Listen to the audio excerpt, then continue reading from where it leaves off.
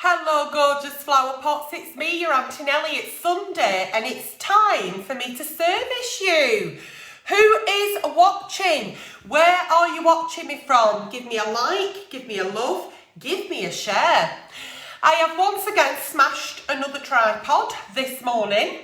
If you've been watching my Instagram stories, you'll see. And I've had to do a makeshift tripod this morning on the fruit bowl, the bread bin, and a carton of orange juice. So I've got a ring light on, which you'll see reflected in my glasses quite a lot through this live. But do you know what? It is what it fucking is. I'm thinking that my tripods need to go on the falls list at social services, just like me. Hello, Carrie Gill. Hello, Bronwyn Harrison. Good morning, good afternoon, and good evening, wherever you may be watching me from. Thank you so much for once again joining me, because quite a few of you joined me yesterday for an impromptu testing 1, 2, 3, where I did a split screen with flower pots, and it was absolutely wonderful. I had the time of my life. Hope Uddle is watching, and Lorraine Fisher is watching in Asda Car Park. Margaret Bousquet is watching from Dublin. Good afternoon, flower pots. Thank you so much for joining me, because I know the sun is shining. So many of you should be out and about. Hello, Sally in Stockton-on-Tees and Liz Ward. James Wilkinson's just popped on. And Sophie Earl says, hello from Lincolnshire. Lisa Spear is also watching. So if you are watching today's Sunday service, thank you very much for joining me. Give me a like, give me a love, give me a share. Any advice I give to any of today's problems are purely for entertainment purposes. If anybody comments on your comments with Nelly gift, Nelly prize, Nelly competition, it is a scam. Don't fall for it, ignore it, report it, block it, get rid. So Sally Ann Reynolds says, that was great yesterday, Nelly. It was absolutely brilliant. If you're watching this live and you look at Aunty Nelly the Uncensored Reviewers page, underneath this live, you'll see yesterday's testing 1, 2, 3, where I thought, I do a lot of Ask Aunty Nelly Anything, Ask Me Anything on Instagram. So I thought, I wonder if I could do it on Facebook. So I did it. I did a suck it and see, and it went really good. Ash Lopez says, hello in Spain. Oh, I bet it's beautiful in Spain. It's not too bad here in the Rossendale Valley. If you do keep seeing the ring light in my glasses, I can only apologise. But like I said, I've smashed another tripod, and Armani need to answer to their Aunty Nelly, because when I got these glasses, they said there would be no reflection from ring lights. Bit of a bullshitter there, aren't you, Giorgio? Bit of a bullshitter. Anyway, I've been chatting on for 3 minutes about fuck all, so shall we get going? If anybody wants any nighttime in Ellie's or Sunday services, then please write into the page. And I absolutely agree that everybody's sending a lot of love about yesterday. I put it on my YouTube as well. It was just so lovely to connect with flower pots all around the world. And I've got to say that Mr. Albuquerque, the amount of ladies that have inboxed me to say, please send my details on, he won't be single for long. So I'm hoping that I get invited to the very next wedding, because he'd love to get married again, he said. So I don't think Mr. Albuquerque is going to be single for too long. And good afternoon, Chrissy and Lindsay Payne. Where are your glasses from? My Opticians, David Gould in Haslingden. And Colette, yes, I am very well, thank you. And happy Sunday to you all. Once again, good morning, good afternoon, good evening, wherever you may be watching me from. Let's get going. Okie dokie. Dear Aunty Nelly, gosh, I hope that I'm sending my question to the right page. Lol, you absolutely are. I need your advice badly. I'm going through an emotional time with having a breakup. We were together for 8 months. I know it's not that long, but I have this bad habit of moving too fast in a relationship. I'm definitely going to try and slow it down next time, whatever that may be. But why do I attract emotionally unavailable guys? Why do I feel like the only one who gets all the bad luck in relationships? Is this normal? I love watching you and you brighten my day. Much love, Anonymous Flower Pot from Alberta, Canada. So you've been going out with somebody for 8 months and you've split up and you're going through a rough time.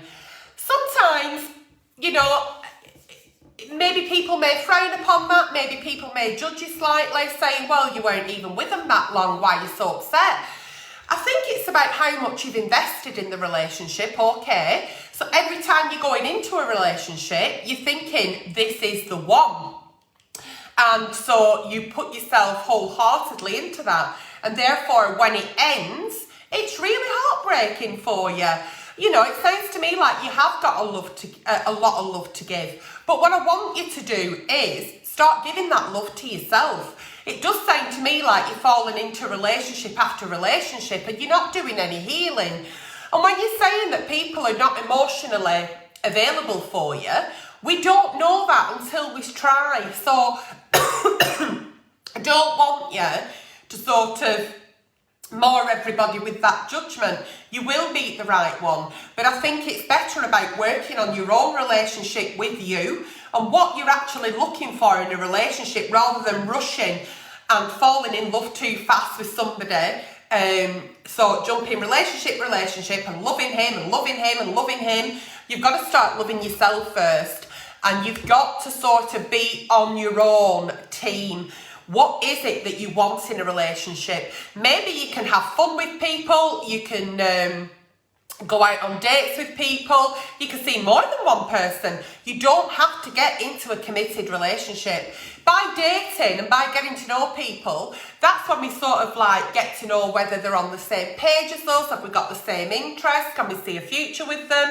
So if you're immediately meeting somebody and then getting into that relationship immediately and declaring your love, then obviously, you know, it might only be 8 months, but to other people that might take a year, 18 months, 2 years. So just slow down, love yourself first, and please look at what it is that you want from a relationship. What is it you want? What is it that, you know, is a deal breaker? What should be on your tick list?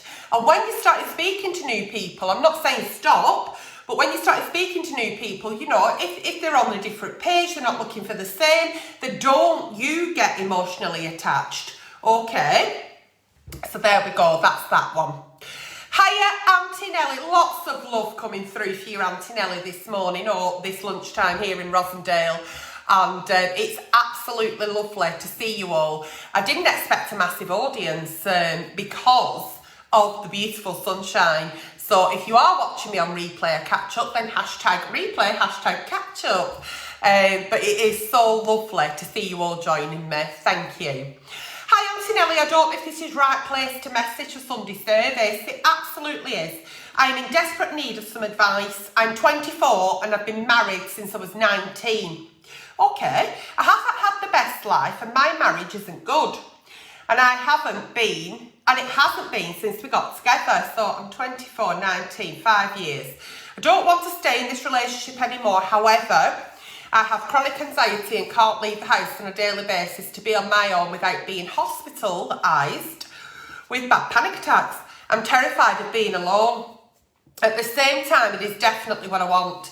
I've been waiting until I am better before ending my marriage, but it seems that day will never come.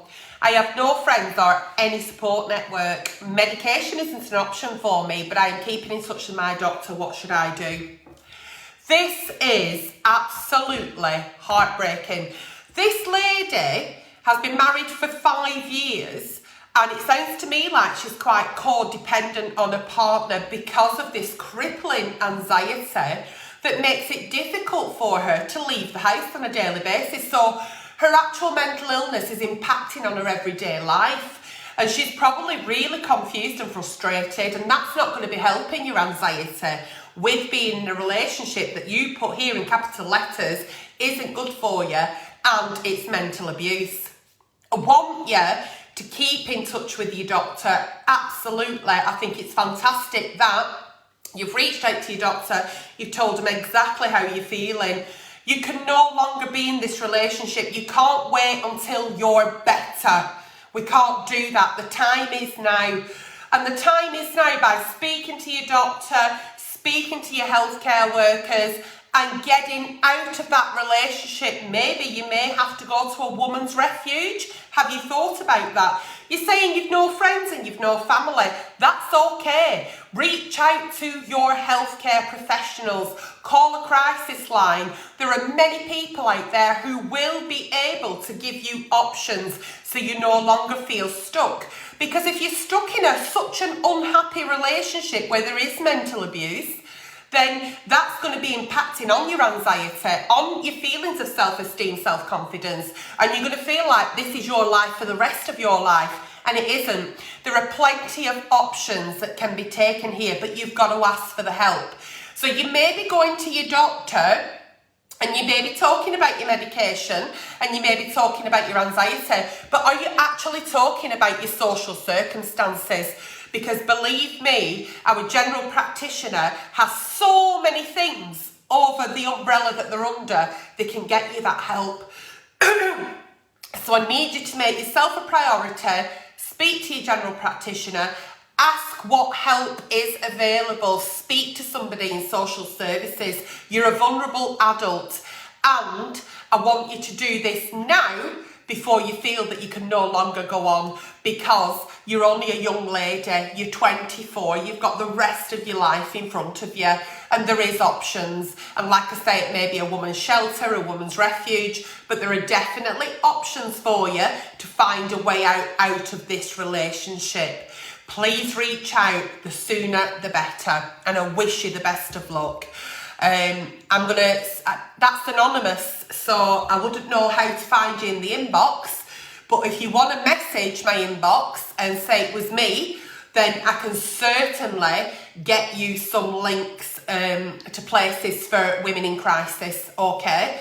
So unfortunately, when it pulls through, it's all anonymous, but if you message and say, Aunty Nelly, it was me, I will give you the links, and fingers crossed we'll get you the support and help you need. Okay, and thank you so much for writing in. That was so brave of you. Dear Aunty Nelly, I'm 51 years old and I have been married to my second husband for 6 years.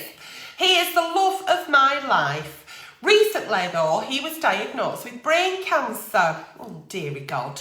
He had surgery to remove the tumour and is now undergoing treatment. That's fabulous. This was all such a shock, and the past couple of months have been quite surreal. I can only imagine, my darling. I think some of the medications he may be on have affected his personality, and definitely have have impacted our level of intimacy. He can still get an erection, but he's not nearly as interested in sex as he used to be. He's not as affectionate with me either. Do you have any suggestions or how I can deal with this? I miss how we used to be so much. Thank you. Any advice you can give will be much appreciated. What I will say there is, wow, recently he was diagnosed with brain cancer. He had an operation to remove the tumour. He's now probably undergoing radiotherapy or chemotherapy, whatever it means that he has to be. He's also on medication. Absolutely life-changing event for both of you in different ways, because your husband has had to sort of face up to mortality. He's concentrating on trying to be better and trying to make sure that he doesn't succumb to the illness. His body will be going through a massive amount of changes. Wow. The medication he's on probably has lots of side effects. So have you been educating on the side effects that the medication could be treating? At the moment, I understand that you're not feeling as intimate with your husband, and that's something you used to really enjoy, but sometimes we have to wear different hats in relationships, and now's not really the time to be concerned about his erection. Good God in heaven, I'm surprised he can get one at all with everything he's going through. So I wouldn't really concentrate too much on the fact that it's impacted your level of intimacy that way. But certainly, your intimacy should be completely different in the sense of where it may not be sexual or penetrative, but in a caring way. So giving each other extra hugs in order to comfort each other, holding hands that little bit more, giving each other kisses that little bit more, to know that you're both there for each other because you're going through it as much as he is. But certainly speak to your care practitioners. Ask about the fact that, you know, you've noticed a little few changes, because when we are there as carer for somebody who's going through treatment, there may be changes in their behaviour because of side effects of medication, or the fact that they're not actually talking about what's happening and it's causing anxiety, depression, mood disorders. So I would say that, you know, he's had the surgery to remove the tumour. That's fantastic. So let's concentrate on the positives, but let's also look at what could be happening to him. He may never be the same person again, so it's about now living with your new normal in your relationship. So how has that impacted? How is that going to impact ongoing? Is it short term? Is it long term? Speak to your care practitioners and speak to your husband. Always keep that communication going. Tell him how much you love him, how proud you are of him, what a warrior he is. You'll always be there for him. Always be there for him. And he needs to make sure that once he's processed his feelings and he understands what's going on, he can talk to you about it, about anything, you know, and be the person who sort of like initiates the intimacy. So give him a hug and let him know that even though, you know, I want you to spoon me in bed, or I'm spooning you, or I'm giving you a cuddle, I'm not expecting that to go to sex, so please don't reject me. Because sometimes when we're not feeling very sexy and our partner tries to make a move, we immediately, human nature will say, I'm not wanting that, I'm not feeling it. So let him know that it's not about the sex, it's not about the penetrative sex in a sense, but it's not even about foreplay. You just want to be intimate with your partner because you love him so much and you want to show him that you care for him. So that's what I would do. But certainly keep talking to your care practitioners. All the medication is on. What are your next steps? What can be expected? What is happening? Is it normal? Should we be having this? And just keep communication lines open with every single person. Okay, moving on. Hello, Aunty Nelly. I really appreciate... Start again, put my teeth in. Hello, Aunty Nelly. I really appreciate you being here cheering everyone on. Oh, that's lovely. But my wife has had a breakdown and she's left. She is mixing with the wrong crowd and the worry is killing me with heartbreak as she won't let me help her. It's so bloody hard. What do I do? Oh, heck. It doesn't say ages, doesn't say how long they've been together, doesn't say why she's left. But it's a husband and wife in absolute crisis. So wife has left and she's mixing with the wrong crowd. Now, you'd expect that to be a parent saying that about a teenager, that they're mixing with people who are maybe sat at park drinking cider, doing drugs, sleeping with boys, whatever it may be. But you wouldn't expect a husband to say his wife is mixing with the wrong crowd. You're sat there worrying yourself stupid because you can't reach out to her and you can't help her. Have you thought about the fact that she doesn't want to be helped? And sometimes we sit at home and we cry ourselves to sleep and it's the last thing we think about and it's the first thing we think about when we wake up, and we have no relief from this worry. Sometimes we've got to step away. You've offered the help. You've asked her, can I help you? I'm not happy about what you're doing. You've left, but I still love you and I'm here to help you should you want it. You've done all that. Step away. She's a grown woman and she's made her own decisions. And as you said, the worry is killing me. You've got to find that little bit of dignity in yourself to let go and walk away. As much as you love her, she's decided to leave. So now's the time to work on yourself and heal from that heartbreak. She may come back, she may not. but you can't put your life on hold in the moment while she's off doing whatever she's choosing to do, because that's her right to do that. But unless you feel that she's lost her mind and is in immediate danger, then obviously you'd ask the police or social services to do a welfare check. That's all you can do. All you can do is take that step back. You've offered the help, leave her to her own devices, and you start learning how to live as a single man and work on yourself and heal. Because you can take a horse to water, but you can't make it drink flour. And it is so frustrating and devastating for the family who are trying to help, but you can't do it, can you? So as brutal as that advice sounds, yeah, take a step back now. Enough is enough. You've got to leave her to her own devices. Moving on. Hi, Aunty Nelly. I work for the ambulance service. Oh, well, thank you very, very much, my angel, for everything you've done. I've been on the front line for the last year dealing with COVID. I have seen so many very, very ill people and lots who haven't been able to save. I have friends who just don't believe in COVID, and I understand that people are entitled to their own opinions and believe what they wish. But I'm finding it really difficult to tolerate their negativity. I have had COVID and was off work for nearly 3 months, and I have colleagues who were fighting for their lives in ITU. How would you deal with them and what would you say? I don't want to lose friends over this, but I'm getting very close to cutting them all out my life. Thank you. Well, what a problem. And I think this is a problem most of us have faced in the pandemic, or most of us faced on social media.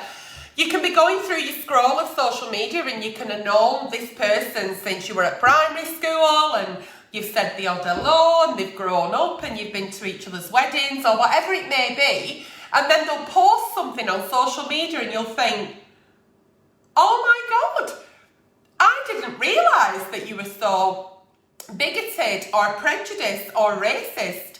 What do? Do you unfriend that person? Do you block them? Do you ban them? Do you tell them that what they're thinking and feeling is absolutely wrong and it's not politically correct in today's society? You move on. You scroll on. You move on. You don't soak up the negativity like a sponge. You don't do that. And I know it's so frustrating for you, for the non-believers, the anti-mask wearers. I know it's frustrating for you. But what you have to concentrate on is yourself and keeping yourself safe. Okay, so I have friends who believe it's all a conspiracy. They believe that some people think that China made up COVID-19 in a laboratory in order to get rid of the old people. And then it sort of like infected the rest of the world, and England thought, oh, well, we're sick of paying pensions and benefits for people who are poor, so we'll have it and see who we can eradicate. People are entitled to believe what they believe, share what they want. That's the pleasure and the power of social media. Don't suck it up like a sponge. Move on. When you're having conversations in real life with people and you don't agree with what they're saying, with maturity, with age comes maturity, and you learn to sort of say, well, we'll have to agree to disagree, won't we? And move on. You will never change these people's opinions. I always say it's like playing chess with a pigeon. No matter, even if you've won the game of chess, that pigeon is still going to strut his fucking stuff and shit all over the board. And sometimes there is no reasoning with fuckwits, is there? So you believe what you want to believe, scroll on, agree to disagree, and don't soak up the negativity like a sponge, because you overthinking what they've been saying and sat at home procrastinating, it's just affecting your vibes, isn't it? So you're bringing that negativity into your life and you're feeling so frustrated. And if only they could see what it's like on the front line, and if only they could see what it's like in ICU, we could take these people on a voluntary basis and they still fucking won't believe it. So please, please, please, don't soak it up like a sponge. Scroll on. Move on. Sunday service, anonymous please. Everything that comes into your Aunty Nelly is anonymous. I've got really bad tree sap allergies at the moment, so I'm having Citrus Shield. It's supposed to support your immunity. I've only got one nostril today. Orange, carrot, mandarin, lemon and ginger and vitamins. I can't stand ginger, but anyway.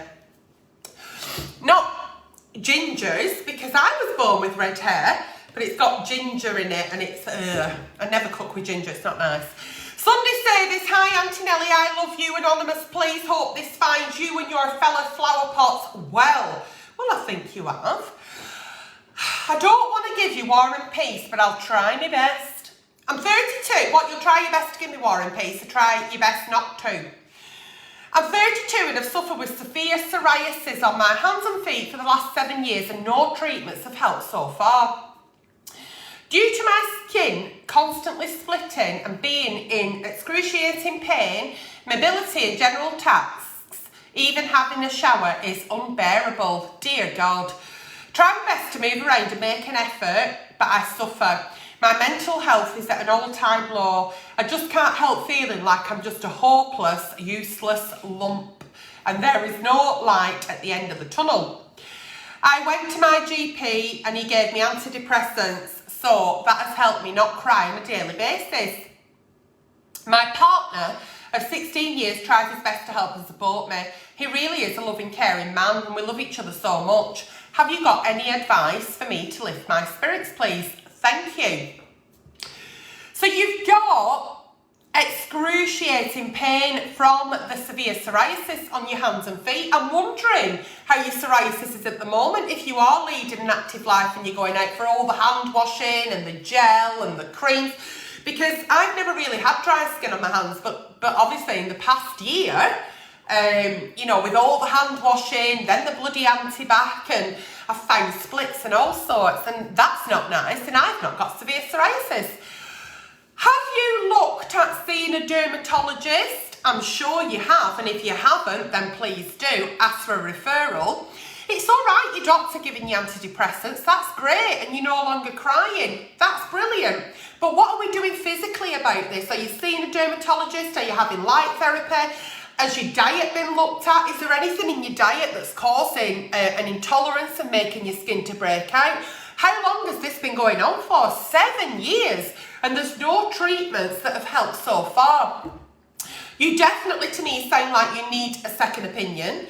There'll probably be lots of different Facebook groups for psoriasis, and there'll be people there who have tried things that may have helped, may not have helped. Have you had an allergy test? Is there something that you're eating, touching? I have a friend who is allergic, this is no word of a lie, to cold weather. And if it's cold outside, her hands swell up like a balloon. Yeah. And I have another friend who can't touch pennies, you know, like money. 2p's, 5p's, 20p's, 50p's, because something in the coins, no matter where they've come from, they could be brand new, she gets like blisters. So, you know, there may even be people who are watching this now who may comment with things saying, this helped me, stay away from this, try this. You know, there's lots of remedies out there that you may have exhausted, but there might be just that one that might help. But certainly go and get a second opinion, sign up to see a dermatologist, see somebody private if you have to. You know, if it's a case of you haven't got the funds now, save up for it, or ask if you can get a grant through your doctor. Have an allergy test. Put down on paper when it's really bad or if it's a little bit better, and just think about what you've done that day. I can't have eggs, I can't have milk, I can't have cherries, I can't have saffron, I can't have peas, I can't have tequila. I only knew that because I did an intolerance test. When I cut out those foods, my God, was it a massive difference in my digestion. I didn't realise how poorly it was making me. Therefore, I follow a plant-based diet because there's no eggs in it, there's no milk in it. I stay away from cherries, stay away from saffron, stay away from peas, and definitely don't do tequila. So it's about learning what is okay for you and what's not. So please, please, please go back again and say, brilliant, the antidepressants are working, I'm feeling better, I'm not crying at drop of an hat, but I need a second opinion. There's got to be something I can do. It's even excruciating having a shower, please help. And keep looking online. I'm sure you are. I'm sure you're absolutely 100 steps ahead of me because you've been going through this for 7 years. Oh, Antonella, help. Do you know what? Talking about eggs, I could fucking murder an egg. I used to love eggs. I used to have eggs every day. If I had a boiled egg, I did it on Instagram. I had one boiled egg just to prove to people what happens to me. Oh my God. My stomach swelled. I looked about 17 and a half months pregnant, and the pain, the excruciating pain I get with eggs and milk is horrific. So I steer clear. So people go, are you vegan? And I say, no, I follow a plant-based diet because I know that it hasn't got the eggs and the milk in that are no good for me. But if I want a piece of chicken or a slice of beef or a little bit of cod, I will have now and again. But most days it is a plant-based diet because when you know what it feels like to feel ill, it's not worth it. And a slice of bread, fuck me pink, if I have a slice of bread, it gives me fucking violent diarrhoea, so I steer clear. Antonella, help me, I'm anonymous. Oh, but I'm from Birmingham. And I've been with my boyfriend for 6 years now. I am 34 years old. When we got together, he was saying all the right things about wanting children. Now, all of a sudden, this last year, he's changed his mind. I am incredibly maternal and I am desperate to be a mum. Oh, he's now saying he definitely doesn't want a child. And it's made me resent him already. I can't see my life forever not being a mummy. Do I stick around or do I leave him? I feel deep down I need to leave, but it's just not that easy, is it? Everything else about him is perfect, please help. I think we can change our mind about things. It's our prerogative. What's the reason that he no longer wants to have children? What's the reason he may not longer want to adopt or whatever your situation is? Because we can have children in all weird and wonderful ways now. With surrogates and IVF and adoption and fostering. And why has he changed his mind? What's made his change his mind in the past year? Because you're still very passionate about starting a family with him and you think he's perfect, the man of your dreams, and you're so happy being with him. So what's changed his mind? What's happened in this past 12 months? Is he looking at the world in a different way and thinking, this isn't a place I want to bring my babies into? Is he looking at you and thinking, I don't want her to be the mother of my children? Is he thinking, I no longer want to be in a relationship, therefore I don't want any children? There are lots of reasons why he could have changed his mind in this past 12 months. There's also the reason just because he don't want to. Just because there might not be a reason. But I think it's about communication. And if you have got a burning desire to be a mum and you can't have children, does that mean that you would go down the adoption process, the IVF process, the surrogacy process? You know, how much do you want this child? And if you can't have this child naturally, would you still go for that? Because you've not even started trying for children. So who's to know that you can have it? Yeah? Who's to know that you can have these babies? Does he know something that maybe he can't have babies? You know, this is all right saying you sat there resenting him after 6 years because he's changed his mind, but have you asked all these questions? Because we can't actually make an informed decision as to whether to stay or leave without all the answers to the questions that will be going round in your head and churning, and you making up scenarios that don't exist. Absolute Hollywood blockbusters that would be fantastic to watch when the picture's open, without actually having that communication with him and without actually letting him answer as to why things may have changed. I know lots of millenniums who don't want to have babies, and I'm like, I don't want to bring a child into this world. I don't want to. And I'm like, do you know what? As sad as that is, I get it. So you've got to have these conversations, and we've got to sometimes have conversations that are not very comfortable to have, you know, but you've got to have that conversation. What has changed in 12 months? And if it is a case of he really doesn't want to ever, then yeah, and that's something you really want to do, then what are you sticking around for? And I'm not saying go out there, get a new boyfriend, have a baby, but you're wasting time, and time is precious. Tomorrow's not promised to anybody. And if you're no longer on the same page, because sometimes we're no longer on the same page in relationships, we grow apart, we want different things. You can still split amicably, and I wish you the best of luck for the future, but be asking all the questions that I've pointed out to you. Before the resentment turns to bitterness and, look at that ring light in my glasses, bitterness and hate.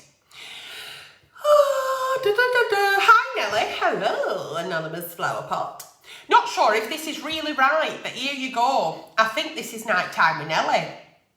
Oh, I have been with my boyfriend for 5 years and we have a 1-year-old. He works and so do I. I can look after our child as well. He does nothing, and I mean nothing, to help me around the house. No, this is Sunday service, darling. That's not night time with Nelly. And I'm at the point where I don't know what to do, and I feel like our house is constantly a mess because some days I don't manage to get everything done. I've taken him to the kitchen table, #kitchen table. I've spoken to him many times, and it changes for a week and then back to normal. So if I'm just looking for some sort of advice, also if he ever does anything, it's like I'm praising him like he's a child, to try and encourage him to do it more often. Thanks, love your show. We do see the funny memes on Facebook or Instagram or on Google or whatever of like, if your husband takes the bins out, he expects a trophy, a medal, sex. You know, it is about praise sometimes. And I get that you're quite frustrated because you both work full-time and you've both got a little 1-year-old who are a full-time job in themselves. And you're trying to run a home. It really is here frustrating that you keep having these conversations with him and you know he can do it. I think if he couldn't do it at all, you wouldn't be frustrated. But the fact that he shows you for a week that it can be done and then he just stops because he's lazy or can't be asked, that's even more frustrating, I'd say. The house is constantly a mess because it's like just trying to brush your teeth, isn't it, with fucking digestive biscuits when you've got a 1-year-old and you're working full time and you've got washing and ironing and cleaning and fucking shopping to do. Plus, try and look after yourself and shower and have a social life. You've no fucking hope, have you? Never mind watching EastEnders. So it does need to take on a bit of slack. That'll be the ginger. It's disgusting. If by any means this continues and you've got to have another talk now at the kitchen table and say to him, look, I know you can do it because you've done it, which you shot yourself in foot really, mate. But if you continue not to do it, then I just want the one child and not two.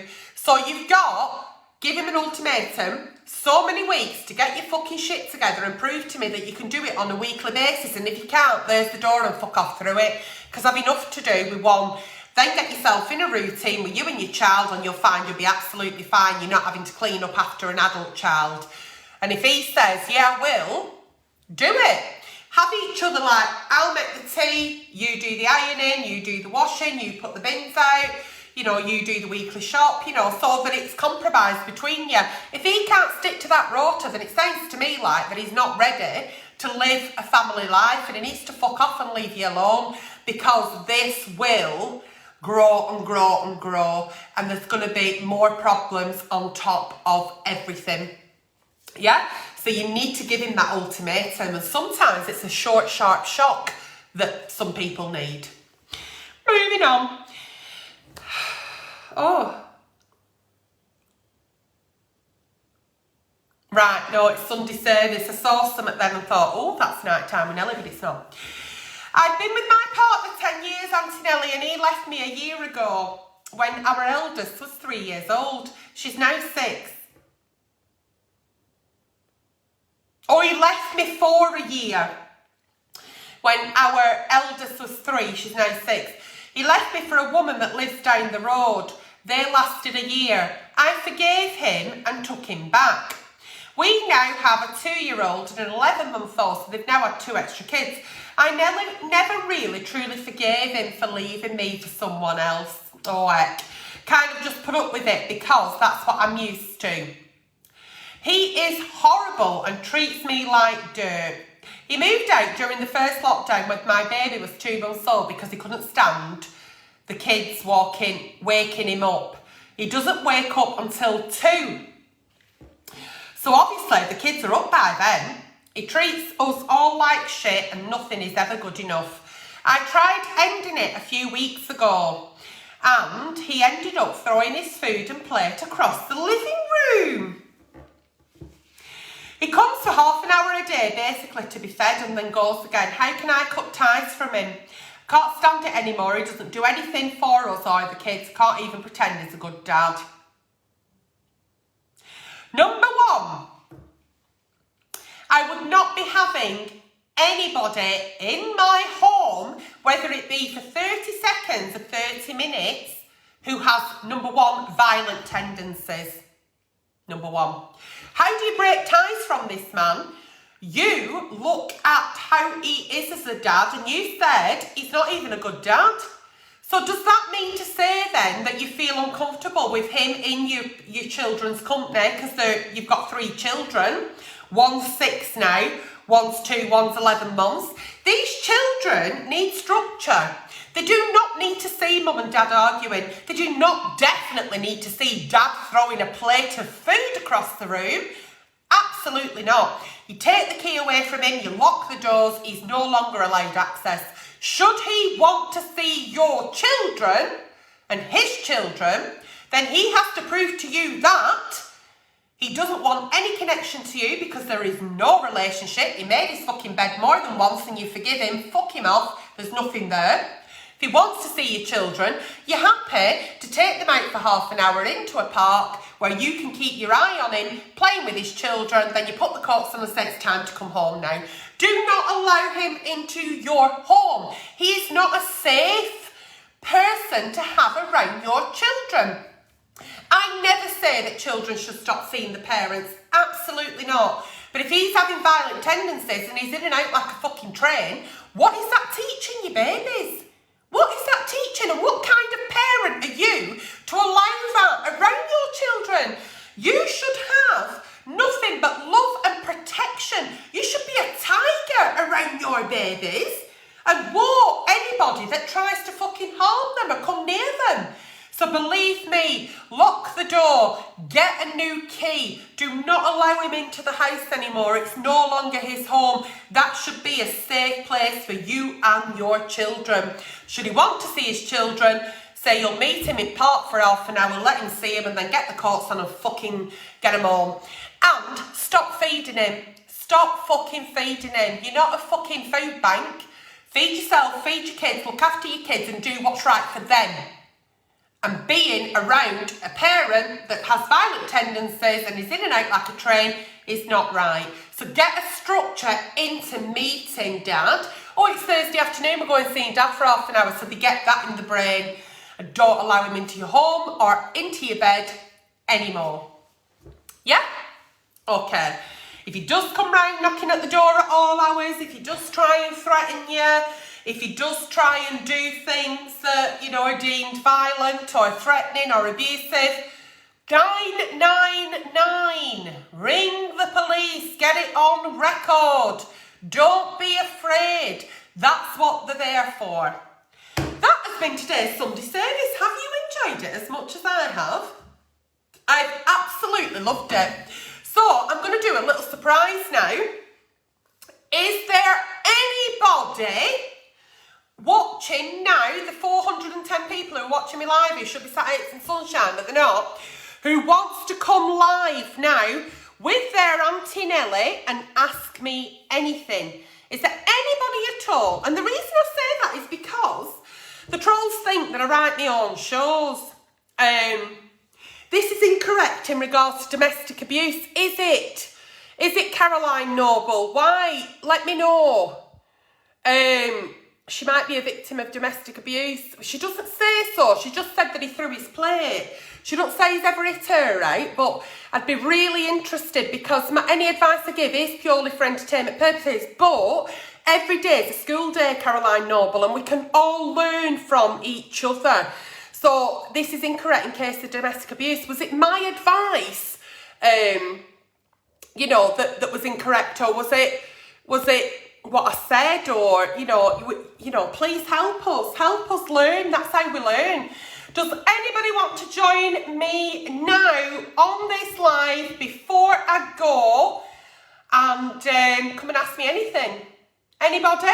If you do, you've got to press the little oh, hang on, Christ on a bike. Allow your viewers to request to join you as a guest in your broadcast. Does anybody want to join as a guest right now? Oh, yeah, Linda Radcliffe says, yes, me, I've Sunday service. So let's see if we can join this one person, just so that we know that my advice is off the cuff and I don't write my own shows. Okay. Oh, the lady who said she wanted to be on the video has now declined. Oh, bloody hell, fire. Yeah, Sarah Elizabeth Glickman, somebody bloody join. And if you don't join, that's absolutely fine, because we have got stuff to do. I'm having tea this afternoon in the garden with our Vicky. So that'd be nice, won't it? That'd be lovely. I'm pending. Sally says she's pending. Well, I can't see anyone who wants to join. Oh, Christ. I tell you, I did this yesterday and it took ages to connect. Who is saying you write your own shows? The trolls.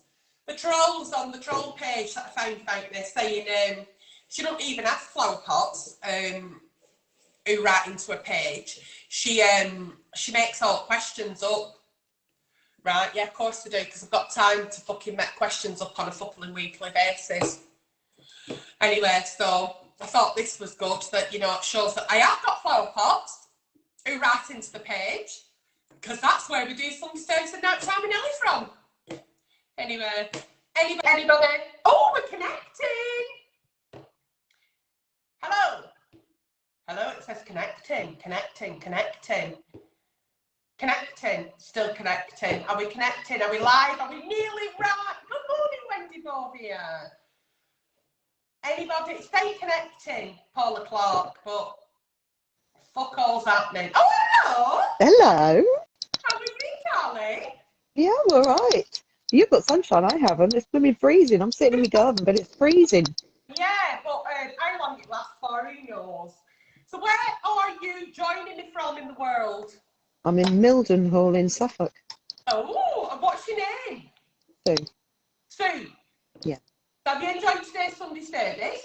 Yeah, always, Did you always. Yesterday's testing 1, 2, 3? I didn't, I missed it.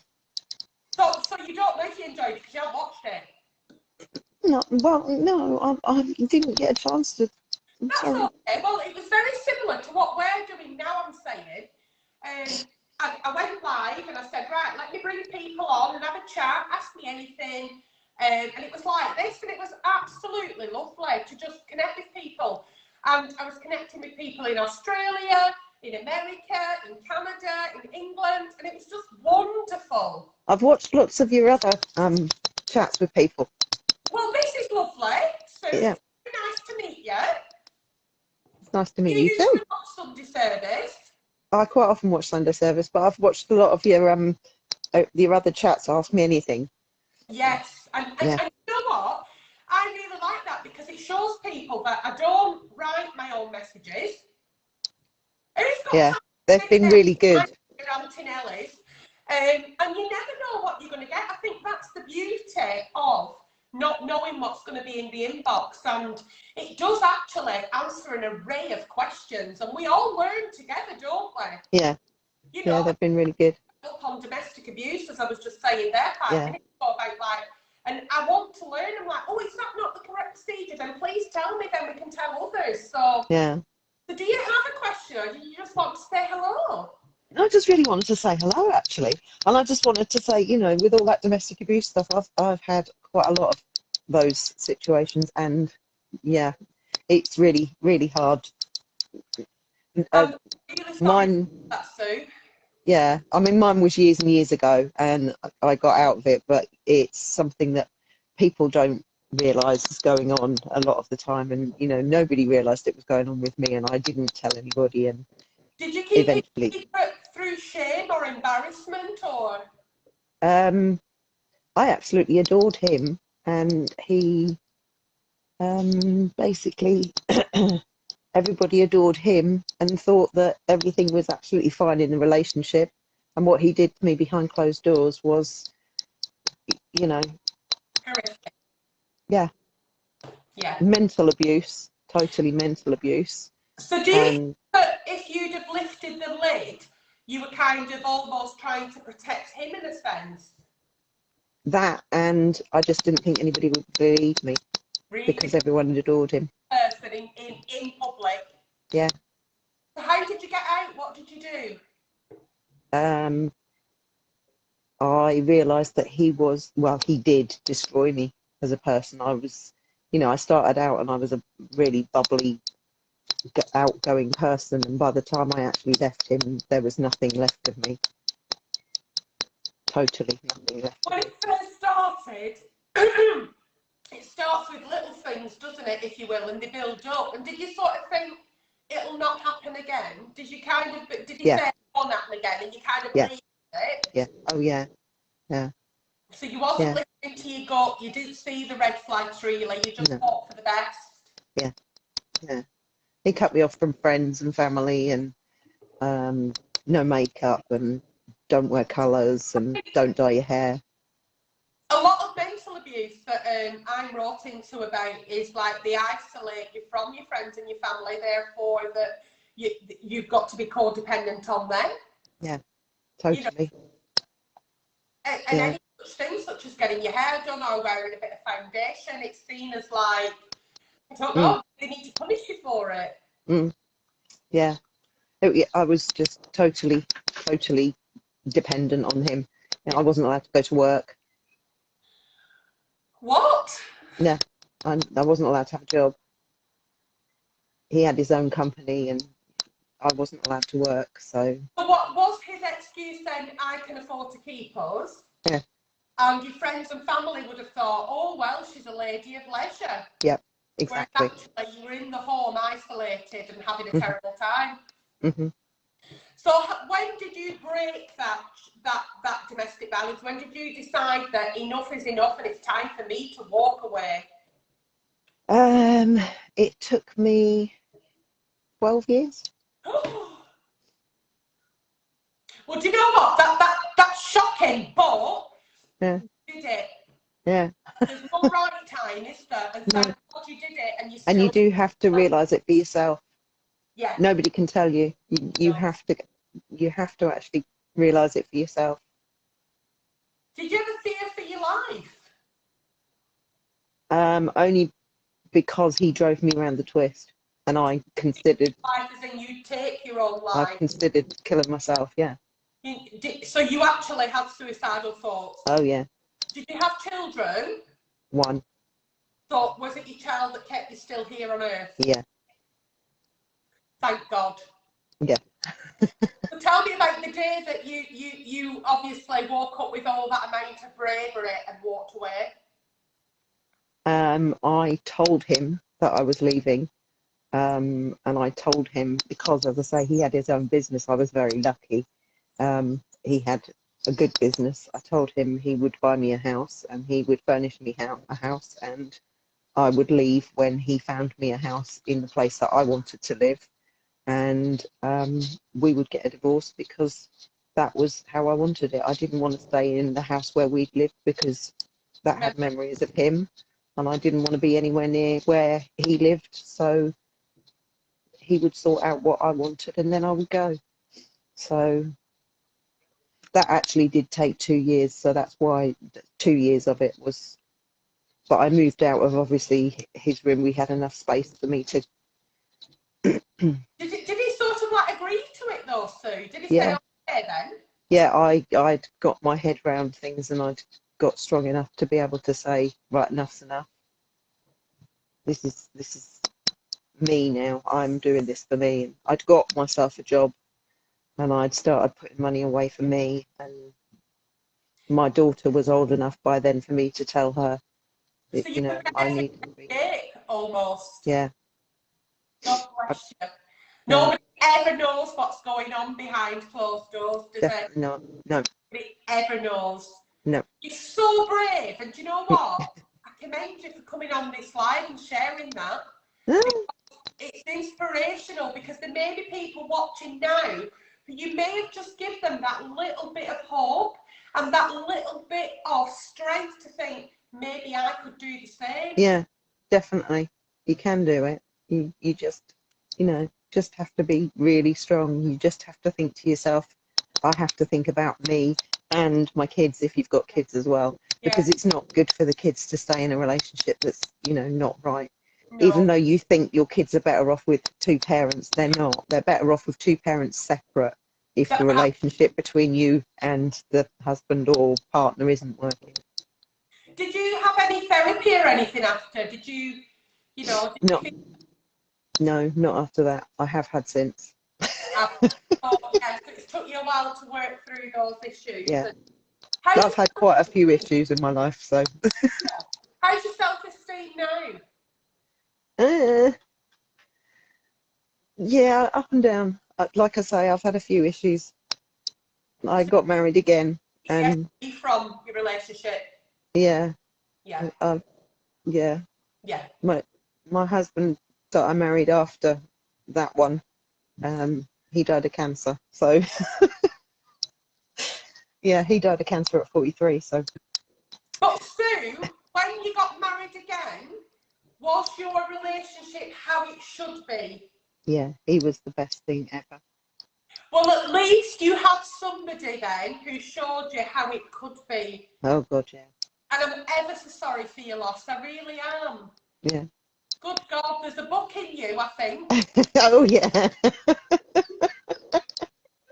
Honestly, thank you so much for coming. No worries. And sharing that story. No problem. I could sit here for hours talking to you. You've probably got more knowledge than me sat here. Yeah. I've got a few things going on. Well, my inbox is always open, and thank you, my darling. So much for being a loyal supporter. No problem. No problem. Enjoy the rest of your day, my darling. Thank you, you too. Thank you all my love, and thank you for being so brave. Thank you. Bye, darling. Bye. Bye. Wow. We really don't know how lucky we are.